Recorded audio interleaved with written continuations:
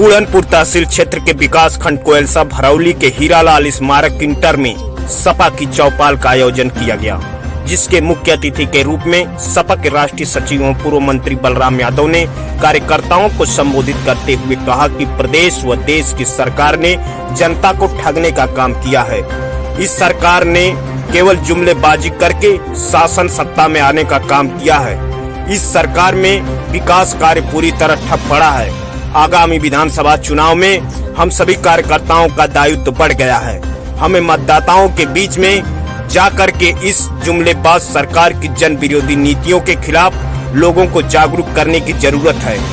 विशिष्ट अतिथि के रूप में जीएसपीजी कॉलेज के पूर्व प्रोफेसर डॉक्टर नरेंद्र नाथ यादव ने जमकर प्रदेश व देश की सरकार पर निशाना साधने का काम किया है।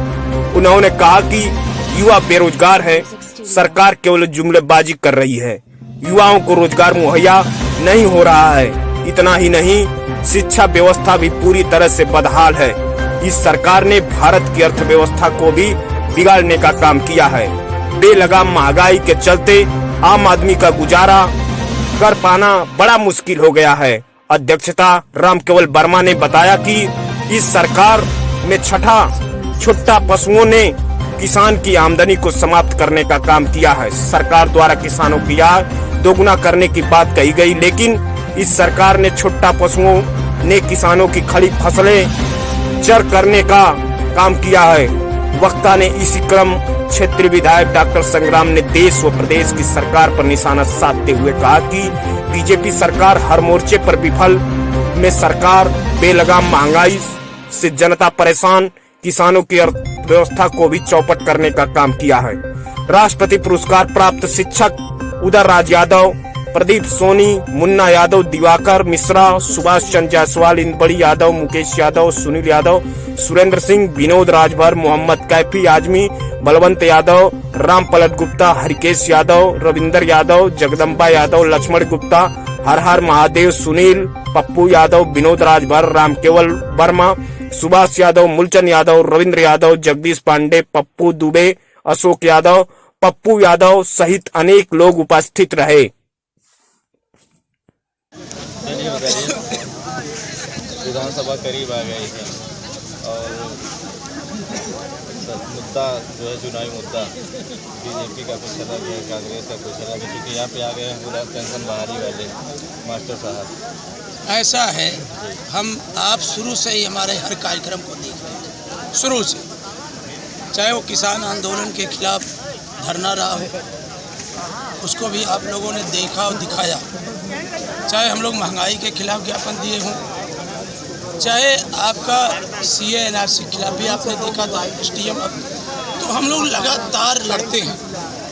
5 साल जो विपक्ष की भूमिका थी, हम उसको निभाने का काम कर रहे थे, लेकिन जो सरकार थी वो सत्ता के मद में चूर थी, एक भी बात सुनने को तैयार नहीं थी। सरकार अनाप शनाप केवल माननीय अखिलेश यादव पर आरोप लगाने में ही उनका पूरा समय बीत गया।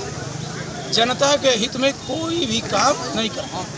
मैं तो कहता हूँ अखिलेश जी ने 3 साल के अंदर इतना बड़ा अस्पताल बना दिया, तो तुम उससे बड़ा बनाते या ट्रामा सेंटर को जोड़ देते तो उसका प्रचार करते कि नहीं हमने बड़ा कर दिया, क्या हमने इस सड़क को उच्च क्वालिटी की बनाया।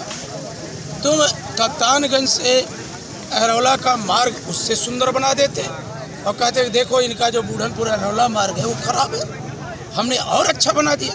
तो सरकार कामों में विश्वास नहीं रखती। सरकार नाच मेरी बुलबुल पैसा मिलेगा, तो पूंजीपतियों के सामने नाच रही थी और उनके कहने से योजनाएं बना रही थी और जनता के लिए कोई भी फैसला लेने का काम सरकार ने नहीं किया। सरकार ने बाजारें खुलवा दी, शराब की दुकानें खुलवा दी और बच्चों का स्कूल बंद रखा, विश्वविद्यालय को बंद रखा। आज भी केवल नाम मात्र का चल रहा है। और आज जब उनके वो चरण बीत गए जहाँ इनको किसान दौड़ा रहा था, ये भी चरण दौड़ाएंगे। अभी कल देवरिया में महाशय दौड़ाई गए, तो आज अखबारों में आया है कि रैलियों से रोक हटा ली। तो अखिलेश जी ने तो कहा कि मैं तो 1000 लोगों को बुला रहा हूँ, अब लोग आ रहे हैं तो उसको कोई रोकने की व्यवस्था तुम्हारी तो रोक। तो असल में बीजेपी संवैधानिक संस्थाओं की गरिमा गिराती है। निर्वाचन आयोग जैसी पवित्र संस्था गरिमा गिराया, मीडिया जो लोकतंत्र का चौथा स्तंभ था उसकी गरिमा गिराया, लोकतंत्र में जो मुद्दों की बात होनी चाहिए थी, शिक्षा, स्वास्थ्य, सड़क की बात होनी चाहिए थी, उसका मुद्दा गिरा।